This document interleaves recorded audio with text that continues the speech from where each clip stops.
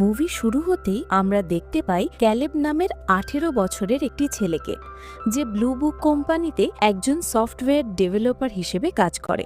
Blue book আসলে আমাদের গুগলের মতোই একটা কোম্পানি। ক্যালেব একদিন তার কম্পিউটারের সামনে বসে কাজ করছিল। ঠিক তখনই স্ক্রিনে একটা মেসেজ আসে, যেটাতে লেখা ছিল যে সে ব্লু বুক কোম্পানির একটা লটারি জিতেছে এবং পুরস্কার হিসেবে সে পেয়েছে টানা 1 সপ্তাহ ব্লু বুক কোম্পানির মালিক নেথানের সঙ্গে সময় কাটানোর সুযোগ। এরপর ক্যালেবকে একটা হেলিকপ্টারে করে বরফে ঘেরা পাহাড় ও গভীর সবুজ জঙ্গলের মাঝখানে নিয়ে আসা হয়, যেখানে ব্লু বুক কোম্পানির মালিক নেথান একটি অপূর্ব সুন্দর হাইটেক বাড়িতে বসবাস করে। ক্যালেব ওই ঘরে ঢুকতেই নেথান তাকে একটা আইডি কার্ড দেয় এবং বলে, এটা স্ক্যান করলে তুমি এখানকার বিভিন্ন রুমে ঢুকতে পারবে, আর এই কার্ডটা স্ক্যান করার পরেও যদি কোনো রুম না খোলে তাহলে বুঝবে ওই রুমে যাবার পারমিশন আপাতত তোমার নেই। এরপর নেথান ক্যালেবকে তার রুম দেখায়, যেখানে ক্যালেব এই 7 দিন থাকবে।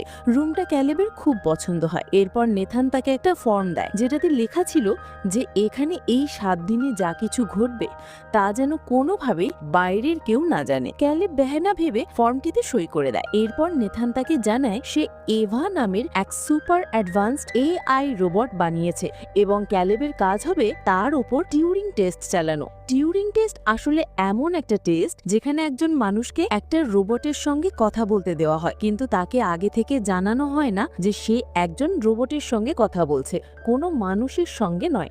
যদি কথাবার্তা শেষ হবার পর সে বুঝতেই না পারে যে এতক্ষণ সে রোবটের সঙ্গে কথা বলেছে, কোনো মানুষের সঙ্গে নয়, তাহলে ধরে নেওয়া হয় রোবটটি টিউরিং টেস্ট পাশ করেছে, অর্থাৎ সে মানুষের মতোই চিন্তা করতে ও কথা বলতে সক্ষম। এরপর ক্যালেব একটা কাঁচ দিয়ে ঘেরা রুমের সামনে গিয়ে দাঁড়ায়। কিছু সময় পরই তার সামনে এসে দাঁড়ায় এক অপূর্ব সুন্দরী এআই রোবট এভা, যার মুখের ভাষা ও কথা বলার ধরন একদম মানুষের মতো। এই কারণেই নেথান জানতো এভাকে না দেখিয়ে যদি টিউরিং টেস্ট নেওয়া হয় তাহলে এভা সেই টেস্টটা অনায়াসে পাশ করবে। তাই নেথান এভাকে একটা কাঁচের ঘরে রেখেছে, যেখান থেকে ক্যালেব ও এভা একে অপরকে দেখতে পাবে। আর এই কারণে এবার জন্য টিউরিং টেস্ট পাশ করা আরো কঠিন হয়ে যাবে, কারণ এভাকে শুধু কথা বলেই নয়, তার শরীরের ভাষা ও চাল চলনও মানুষের মতো করতে হবে। যাই হোক, এরপর ক্যালেব ও এভার মধ্যে কিছু সাধারণ কথাবার্তা হয়, যেমন তোমার নাম কি, তোমার বয়স কত, ইত্যাদি ইত্যাদি। এই কথাবার্তা চলতে চলতেই সেশনের সময় শেষ হয়ে যায়।